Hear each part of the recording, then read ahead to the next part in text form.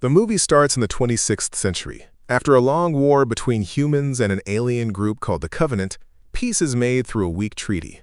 But Earth's outer colonies are still in danger from alien attacks. Even in this so-called peace, humans send the ONI, Office of Naval Intelligence, to secretly watch the Covenant in case they break the deal. On the planet Sedra, which is mostly human, Lieutenant Commander Locke and his team move through a forest to track an alien smuggler named Axel. Suddenly, they see an alien ship drop off an elite zealot, a warrior species Locke hasn't seen in years. Axel meets the zealot and gives him a small device which the team scans from a distance and suspects is a bomb. The team splits up. Ramos catches Axel while the others go after the zealot. They realize he's heading toward the city and call for backup. Locke finds that the zealot has escaped through a city tunnel and follows him, but he's suddenly attacked. A short fight breaks out before Locke hides behind a door. When he opens it again, the zealot has vanished. The team and the backup continue their chase and find the zealot inside a mall. Locke jumps on top of him and fires a few rounds before demanding the bomb. However, the zealot says it's only the beginning before jumping and activating it. The alien falls to his death while the bomb releases an energy pulse that covers the entire city. At first, it seems nothing has happened. The team prepares to leave, but at that moment, civilians around them start showing symptoms of a strange illness, difficulty breathing and darkened veins. Two agents who were too close to the blast are also affected, so their teammates immediately take them to the hospital. At first, Colonel Aiken of the Colonial Guard refuses to let them in because of his dislike of ONI, but Locke changes his mind when he shows how badly sick the agents are. Aiken doesn't want the illness to spread, so he orders the rest of the team to be tested as well, just in case. All of them turn out fine, but as hours pass, more and more sick people arrive, and reports continue to come in of infections up to 10 kilometers from the blast site. After extensive testing, they finally learn some details. The people are getting sick from a bioagent made with a mutated element never seen before, and it only attacks human DNA. No other species on the planet is affected. It seems the Covenant has found a way to attack humans indirectly, so they can't be accused of breaking the treaty. This colony is probably a test run, and if it works, Earth will be next. Afterward, the team searches the area and finds the vehicle used to smuggle the bioagent, but not the pilots. Locke asks Aiken to work together to track down the enemy. Aiken orders his soldier Mur to take the team to the base. Soon after, Axel is caught again, and Aiken beats him for answers. Locke steps in and talks calmly since he speaks the alien language. Axel says he didn't know what the bomb was, he was just hired to deliver it. He explains the bioagent came from a place everyone fears and calls Hell, and that the zealots pay others to collect it. The team tracks the shipment and discovers the bioagent came from a fragment of the Alpha Halo, one of 7 massive ring-shaped weapons. It was destroyed in the war, but a piece drifted near a red giant star. There's no record of the bioagent ever being there, but Mur suggests it may have formed from the ring's explosion heat. Scans show it doesn't exist anywhere else, so they plan to destroy the fragment.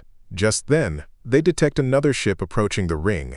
Locke contacts command and gets orders to go there, capture the smugglers for proof of the Covenant's treaty violation, and destroy the bioagent source. They must act fast, since the red giant's heat makes it deadly for humans, so they only have 16 hours of darkness to complete the mission. Locke turns to Aiken for help and finds him mourning his daughter, who just died from the infection. Seeking revenge, Aiken agrees to join and brings her bracelet as a keepsake.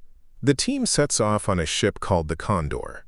During the trip, Ramos watches a video from his kids wishing him luck. Tension rises when they argue about the nuke on board and the way ONI and the Colonial Guard operate. Aiken ends the argument, reminding them they must work together. The team finally reaches the ring fragment. The ONI soldiers jump out of the Condor using their combat suits, while the Colonial Guard rappels down. Mur and the pilot fly the ship away as the team explores the eerie, empty area. They find the smugglers' ship. Its engine is still warm, but no one is inside. Nearby, they spot hoofprints leading away, showing the smugglers used horses to move faster. Following the tracks, they find 2 smugglers, Ares and Hyle, mining the bioagent. When the horses make noise, the smugglers run, but the team quickly catches them. As the Condor comes for pickup, a swarm of alien worms called Lekulo attacks. The creatures invade the ship, causing it to shake and crash, throwing Mur out. The ship flies off wildly and crashes far away. Hundreds of worms burst from the ground, killing the horses and 3 soldiers. The rest run with the smugglers and hide in a crevice, where Locke uses a hologram to mask their position. Eris warns that the worms can sense technology and movement, so they turn everything off and stay still until the danger passes. When the worms leave, the group moves again. Locke crushes one of the remaining worms as they go. After hours of walking, they rest and realize they can't contact anyone, and the Condor is destroyed. Their only way off the planet is the smugglers' ship, but it can only carry 2 people, and there are 9 of them. Locke thinks they should retrieve the nuke from the Condor and finish the mission. Akin agrees, saying that when the time comes they'll draw straws so it's fair. The trek ahead is dangerous, so they discard their armor and keep only oxygen and weapons. This way, the worms won't detect them, and there's no excess weight. As they walk toward the crash site, Hugin suggests that the ONI team should leave the Colonial Guard and the smugglers behind, since the mission needs real soldiers, not babysitters. Locke quickly shuts him up and reminds him to act like part of a team. The smugglers also remind them they're the only ones who can fly the ship. After traveling for a while, the group finds an area with plants and water, so they take a break to oxygenate. They use their breathers quickly, but when they hear a noise in the distance, they turn them off and move on, unaware that the worms are already tracking them. As they continue, Wisner accidentally drops her breather, which activates as it rolls down a hill. She falls behind to retrieve it, but when Ramos checks on her, it's too late. Wisner is being devoured by the worms. Ramos desperately tries to pull her out, but the creatures overpower him and kill her. Locke arrives, grabs the breather, and drags Ramos back to the group. Unfortunately, the worms find them too. As they run for cover, Locke falls down a hill and gets his foot stuck under a rock, drawing the worms toward him. Ignoring Aiken's orders, Mace rushes to help, grabs Wisner's breather, turns it on, and throws it away, distracting the worms and saving Locke. Then she helps Locke free his leg, and they run to reunite with the team while the worms devour the breather.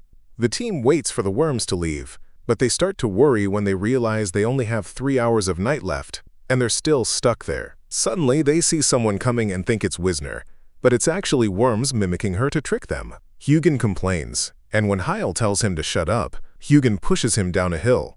The worms swarm and eat Heil, giving the others a chance to escape. Once safe, Eris tries to hit Hugin, but Estrin stops him. Locke yells at Hugin for acting like God, but Hugin says someone has to take charge, since God isn't here.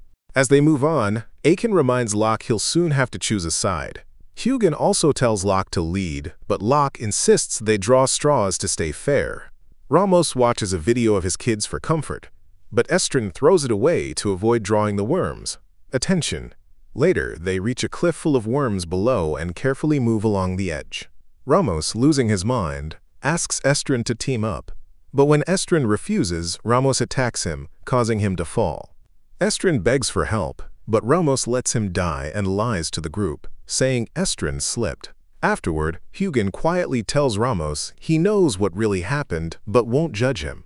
As they rest, Orion steals Aiken's weapon and threatens him. Locke points his gun, but Ramos sides with Orion, forcing Locke to give up.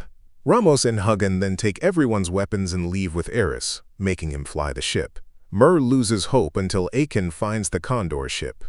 Inside, they discover the nuke and some weapons. Part of the engine still works, enough to reach the smugglers' ship, but not to go home. Akin suggests using the nuke's backup power cell to fly, and leaving one person behind to trigger the explosion. He prepares to stay, but they draw beads to decide. Mur and Locke both get white, meaning leave, so Aiken stays, but later reveals he cheated to save them. Meanwhile, Eris tries to turn Ramos against Hugin, saying he's being used. Ramos confronts him, but Hugin calms him, saying they only need Eris's fingerprints to activate the autopilot. Then they can dump him. As they near the ship, Ramos starts suffocating, and while they share their last breather, Eris escapes. Hugin betrays Ramos, injures him, and leaves him to be eaten by the worms. The Condor arrives but crashes, injuring Mur. Locke carries her as Eris reaches the smugglers' ship and starts it, drawing the worms. Before he can take off, Hugin shoots him, but the worms devour Hugin too.